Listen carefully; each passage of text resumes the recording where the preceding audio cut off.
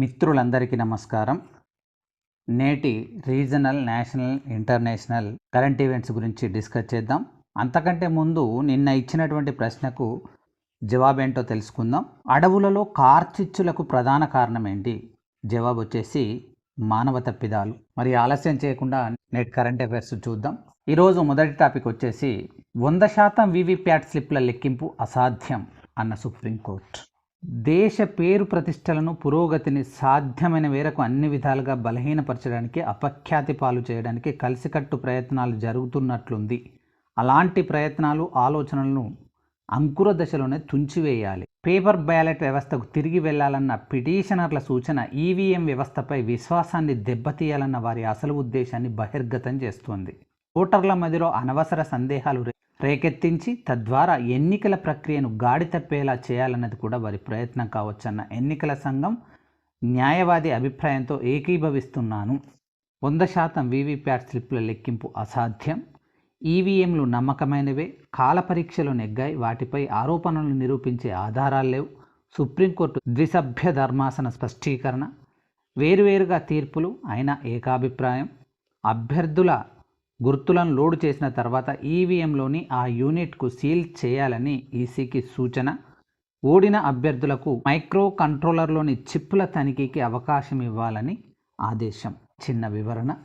VVPAT అంటేనే voter verified paper audit trials అనేది ballot రహిత ఓటింగ్ విధానాన్ని ఉపయోగించి ఓటర్లకు అభిప్రాయాన్ని అందించే పద్ధతి. ఓటర్లు తమ ఓటు సరిగ్గా వేయబడిందని ధృవీకరించడానికి రూపొందించబడినటువంటి పద్ధతి. వీవీప్యాట్ను లెక్కబెట్టడం అనేటువంటిది ప్రయాసలతో కూడినటువంటి అంశం. సో ఈ టాపిక్ మీద ఎటువంటి ప్రశ్నలు వస్తాయో తెలుసుకుందాం. వీవీప్యాట్ యొక్క ఫుల్ ఫామ్ ఏంటి అంటే జవాబు వచ్చి voter verified paper audit trial. తర్వాత టాపిక్ వచ్చేసి శ్రీదేవి ప్రసాద్కు యుద్ధవీర్ పురస్కారం. శంకర్ ఫౌండేషన్ వ్యవస్థాపకురాలు శ్రీదేవి ప్రసాద్ ప్రతిష్టాత్మక యుద్ధవీర్ పురస్కారానికి ఎంపికయ్యారు.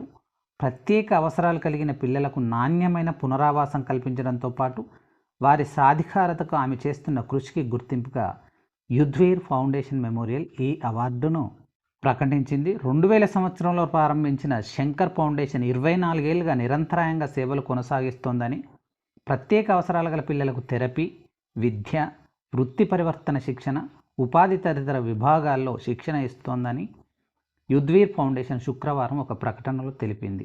ఈ నెల 30న హైదరాబాద్ కింగ్ కోటిలోని భారతీయ విద్యాభవన్ ఆడిటోరియంలోని హర్యానా గవర్నర్ బండారు దత్తాత్రేయ చేతుల మీదుగా శ్రీదేవి ప్రసాద్ అవార్డు అందుకోనున్నారు. ఈ టాపిక్ మీద ఎటువంటి ప్రశ్నలు వస్తాయో తెలుసుకుందాం. ఏ సేవకు గాను శ్రీదేవి ప్రసాద్కు యుద్ధవీర్ పురస్కారం లభించింది? జవాబు వచ్చి స్పెషల్ నీడ్స్ గల పిల్లల థెరపీ, విద్య, వృత్తి పరివర్తన శిక్షణ, ఉపాధి విభాగాల్లో శిక్షణ మరియు సేవలు అందించినందుకు గాను శ్రీదేవి ప్రసాద్కు యుద్ధవీర్ పురస్కారం అనేటువంటిది లభించడం జరిగింది. తర్వాత టాపిక్ వచ్చేసి ఎండ్ టు ఎండ్ ఎన్స్క్రిప్షన్ విధానం. సవరించాలంటే భారత్ను వీడుతాం. ఢిల్లీ హైకోర్టులో వాట్సాప్ అనేటువంటి సోషల్ మీడియా ప్లాట్ఫామ్ తన యొక్క వాదనను ఢిల్లీ హైకోర్టులో వినిపించింది. చిన్న వివరణ దీని మీద ఏంటంటే, ఎండ్ టు ఎండ్ ఎన్స్క్రిప్షన్ విధానం అంటే ఏంటి అసలు? వాట్సాప్ తమ యూజర్ల డేటా భద్రతకు ఉపయోగిస్తున్న ఎండ్ టు ఎండ్ ఎన్స్క్రిప్షన్ అంటే మెసేజ్ పంపిన వ్యక్తి మరియు రిసీవ్ చేసుకున్న వ్యక్తి మాత్రమే ఈ మెసేజ్ను చూడగలరని అర్థం. వారి ప్రమేయం లేకుండా ఇతరులు ఎవరూ ఈ మెసేజ్లను చదవలేరు మరియు చూడలేరు. సమాచార దుర్వినియోగానికి అడ్డుకట్ట వేసేందుకు అమలు చేస్తున్న తన ఎండ్ టు ఎండ్ ఎన్స్క్రిప్షన్ విధానాన్ని సవరించాలని బలవంత పెడితే తాము భారత్లో సేవలు నిలిపివేస్తామంటూ వాట్సాప్ సంచలన వ్యాఖ్యలు చేసింది. 2021లో మోదీ సర్కార్ రూపొందించిన నూతన ఐటీ నిబంధనలు సవాలు చేస్తూ ప్రముఖ సామాజిక మాధ్యమ వేదికలు వాట్సాప్, ఫేస్బుక్ ఢిల్లీ హైకోర్టులో పిటిషన్ దాఖలు చేసిన విషయం తెలిసిందే. దీనిపై తాజాగా విచారణ జరిగింది. ఈ సందర్భంగా తన వాదనలు వినిపించిన వాట్సాప్ 2021 ఐటీ నిబంధనల్లో 4(2) సెక్షన్ వ్యక్తుల భావ ప్రకటన స్వేచ్ఛకు, వినియోగదారుల గోప్యత హక్కుకు భంగం కలిగిస్తుందని ఆరోపించింది. సామాజిక మాధ్యమ సంస్థలతో ఎలాంటి సంప్రదింపులు జరపకుండానే ఈ నిబంధనను ప్రవేశపెట్టారని తెలిపింది. తాము సందేశ సృష్టికర్త జాడను, వారి సందేశాలను బహిర్గతం చేసే ట్రెసబిలిటీ విధానానికి వ్యతిరేకమని పేర్కొంది. తమ గోప్యత హామీ వల్లే కోట్ల మంది వాట్సాప్ను వినియోగిస్తున్నారని, కొత్తగా చేర్చిన విధానం వల్ల తాము కోట్లాది సందేశాలను కొన్నేళ్ల పాటు భద్రపరచాల్సి ఉంటుందని వివరించింది.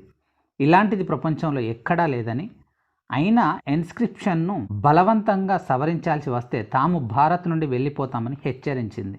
అనంతరం కోర్టు తదుపరి విచారణను ఆగస్టు 14వ తేదీకి వాయిదా వేసింది. టాపిక్ మీద ఎటువంటి ప్రశ్నలు వస్తాయో తెలుసుకుందాం. ఏ సోషల్ మీడియాస్ 2021 నూతన ఐటీ నిబంధనలు సవాలు చేస్తూ ఢిల్లీ హైకోర్టులో పిటిషన్లను దాఖలు చేశాయి?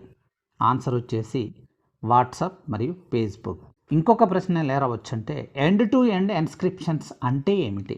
జవాబు వచ్చేసి మెసేజ్ సెండ్ చేసిన వ్యక్తి మరియు రిసీవ్ చేసుకున్న వ్యక్తులు మాత్రమే చూడగలరు, చదవగలరు. మన తర్వాత టాపిక్ వచ్చేసి 2047 నాటికి $1 ట్రిలియన్ ఆర్థిక వ్యవస్థగా తెలంగాణ విధానాల రూపకల్పనలో సర్కార్కు సహకరిస్తాం.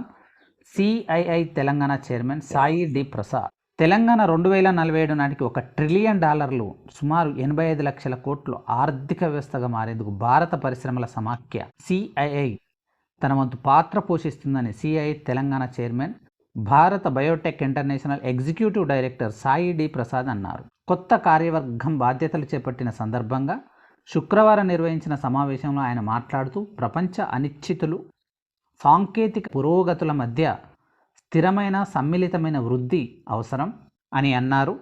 ఈ విషయంలో దేశానికి నాయకత్వం ఇచ్చే సామర్థ్యం తెలంగాణకు ఉందని పేర్కొన్నారు. ప్రస్తుతం రాష్ట్రం స్థిరంగా వృద్ధి చెందుతోంది. తాజా గణాంకాల ప్రకారం 2023-24 ఆర్థిక సంవత్సరంలో స్థూల రాష్ట్ర ఉత్పత్తి జిఎస్డిపి 14 లక్షల కోట్లుగా $175 బిలియన్ ఉంది. జాతీయ సగటును అధిగమించి ఆర్థికాభివృద్ధిలో తెలంగాణ అగ్రగామిగా నిలిచింది. తలసరి ఆదాయం రూపాయలు 3.1 లక్షలుగా ఉంది. 2047 నాటికి రాష్ట్ర ఆర్థిక వ్యవస్థ $1,00,000 కోట్ల స్థాయిని అందుకోవాలనేది లక్ష్యం. అప్పుడు తలసరి ఆదాయం 10 లక్షల నుంచి 12 లక్షల వరకు చేరుకోవాలి అని తెలిపారు. రాష్ట్ర జీడిపిలో వ్యవసాయం వాటా 20% ఉన్న తయారీ సేవల రంగంతో పోలిస్తే తక్కువేనని చెప్పారు. CII Telangana vice chairman Rachamallu forgings MD Sivaprasad Reddy Rachamallu మాట్లాడుతూ విద్యార్థులకు ఉపయోగపడే పలు కార్యక్రమాలు చేపడుతున్నట్లు వివరించారు. కార్యక్రమంలో CII Telangana director head S Samiuddin పాల్గొన్నారు. ఈ టాపిక్ మీద ఎటువంటి ప్రశ్నలు వస్తాయో తెలుసుకుందాం. ముందుగా సిఐఐ అంటే ఫుల్ ఫామ్ ఏంటనేటువంటిది మనకు తెలియాలి. సిఐఐ అంటే కాన్ఫెడరేషన్ ఆఫ్ ఇండియన్ ఇండస్ట్రీ. ఇది ఒక non profit and non governmental organisation. సరే, ఈ టాపిక్ మీద ఎటువంటి క్వశ్చన్లు వస్తాయో తెలుసుకుందాం. Confederation of Indian industry chairman ఎవరు? జవాబు వచ్చి సాయి డి ప్రసాద్.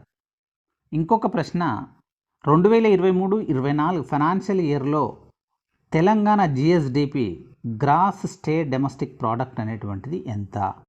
ఆన్సర్ వచ్చేసి 14 లక్షల కోట్లు. మన తర్వాత టాపిక్ వచ్చేసి అమెరికాలో సిఇఓ అవకాశం. రాయబారి ఎరిక్ గార్సెటీ ఆసక్తికర వ్యాఖ్య. అమెరికాలో భారతీయులు పెద్ద మార్పును తీసుకొస్తున్నారని ఆ దేశ రాయబారి ఎరిక్ గార్సెటీ అన్నారు. దిగ్గజ కంపెనీల్లో ప్రతి 10 మంది సిఇఓల్లో ఒకరు భారత సంతతి వ్యక్తులే ఉంటున్నారని అన్నారు. అగ్రరాజ్యంలో సంస్థ సిఇఓ అయ్యే అవకాశాలు భారతీయులకే ఎక్కువగా ఉంటున్నాయంటూ ఆసక్తికర వ్యాఖ్యలు చేశారు. మీరు భారతీయులైతే అమెరికాలో సిఇఓ కాలేరని గతంలో ఒక జోక్ ఉండేది. కానీ ఇప్పుడు పరిస్థితి దీనికి భిన్నంగా ఉంది. భారతీయులు కాకపోతే అమెరికాలో సిఇఓ కాలేరనే విశ్లేషణలో ఎలాంటి సందేహం లేదు. గూగుల్, మైక్రోసాఫ్ట్, స్టార్బక్స్ లాంటి కంపెనీలే ఉదాహరణ. ఫార్చ్యూన్ 500 కంపెనీల జాబితాలో ప్రతి 10 మంది చీఫ్ ఎగ్జిక్యూటివ్ ఆఫీసర్లలో ఒకరికంటే ఎక్కువ అమెరికాలో చదువుకున్న భారత వలసదారులే ఉన్నారు అని గార్సెటీ వ్యాఖ్యానించారు. ప్రపంచ అభివృద్ధి కోసం సాంకేతిక విప్లవానికి కేంద్రంగా భారత్, యుఎస్ఏ నిలుస్తున్నాయని అన్నారు. ఈ సందర్భంగా ఇటీవల అగ్రరాజ్యంలో వరుసగా చోటు చేసుకుంటున్న భారతీయులు, భారత సంతతి విద్యార్థుల మరణాలపై ఆయన స్పందించారు. ఇలాంటి ఘటనలు జరగడం విచారకరం. వీటిని నివారించేందుకు మేము చర్యలు తీసుకుంటున్నాం అని పేర్కొన్నారు. భారతీయుల వీసా నిరీక్షణ సమయాన్ని తగ్గించమని బైడెన్ తనకు చెప్పారని గార్సెటీ వెల్లడించారు. ఈ టాపిక్ విన్న తర్వాత మన భారతదేశ గొప్పతనం, మన భారతీయుల యొక్క స్కిల్స్ అనేటువంటివి ఎంత అద్భుతంగా ఉన్నాయనేటువంటిది మనకు అర్థమవుతుంది. ప్రపంచంలో ఉన్నటువంటి దిగ్గజ కంపెనీలైనటువంటి గూగుల్ కానీ, మైక్రోసాఫ్ట్ కానీ, స్టార్బక్స్ లాంటి అన్ని కంపెనీలకి సీఈఓలుగా భారతీయులే ఉండడం చాలా విశేషం. సరే, ఈ టాపిక్ మీద మరి ఎటువంటి ప్రశ్నలు వస్తాయో తెలుసుకుందాం ఒకసారి. ప్రపంచ అభివృద్ధి కోసం టెక్నికల్ రివల్యూషన్కి సెంటర్గా ఇండియా, యుఎస్ఏ ఉంటుందని ఎవరన్నారు? జవాబు వచ్చేసి అమెరికన్ అంబాసిడర్ ఎరిక్ గార్సెట్టి. మన తర్వాత టాపిక్ వచ్చేసి హైకోర్టు శాశ్వత న్యాయమూర్తులుగా justice Srinivasa Rao, justice Rajeswara Rao. Telangana high court అదనపు న్యాయమూర్తులైన justice Jagganagari Srinivasa Rao alias J Srinivasa Rao, justice Namavarapu రాజేశ్వరరావులను శాశ్వత న్యాయమూర్తులుగా నియమిస్తూ కేంద్ర ప్రభుత్వం ఉత్తర్వులు జారీ చేసింది.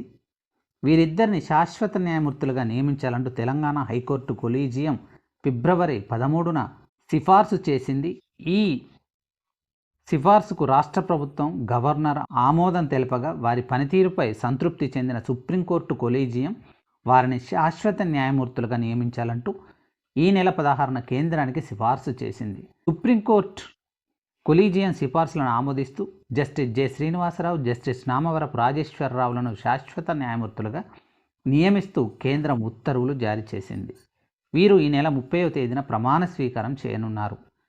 హైకోర్టు మొదటి కోర్టు హాలులో వీరిద్దరితో ప్రధాన న్యాయమూర్తి జస్టిస్ అలోక్ అరాదే ప్రమాణం చేయించనున్నట్లు రిజిస్ట్రార్ జనరల్ వెల్లడించారు.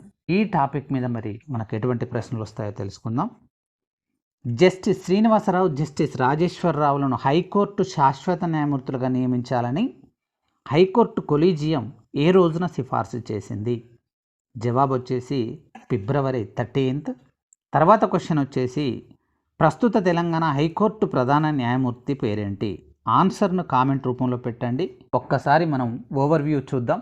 100% వివిప్యాట్ స్లిప్ల లెక్కింపు అసాధ్యమన్నటువంటి సుప్రీంకోర్టు, శ్రీదేవి ప్రసాద్కు యుద్ధ్వీర్ పురస్కారం, ఎండ్ టు ఎండ్ ఎన్స్క్రిప్షన్ విధానం సవరించాలంటే భారత్ను వేడుతామన్న వాట్సాప్, 2047 నాటికి $1 ట్రిలియన్ ఆర్థిక వ్యవస్థగా తెలంగాణ, విధానాల రూపకల్పనలో సర్కారుకు సహకరిస్తాం, CII Telangana chairman Sai D Prasad, అమెరికాలో సీఈఓ అవకాశం, రాయబారి ఎరిక్ గార్సెట్టి ఆసక్తికర వ్యాఖ్య, హైకోర్టు శాశ్వత న్యాయమూర్తులుగా జస్టిస్ శ్రీనివాసరావు, జస్టిస్ రాజేశ్వరరావు.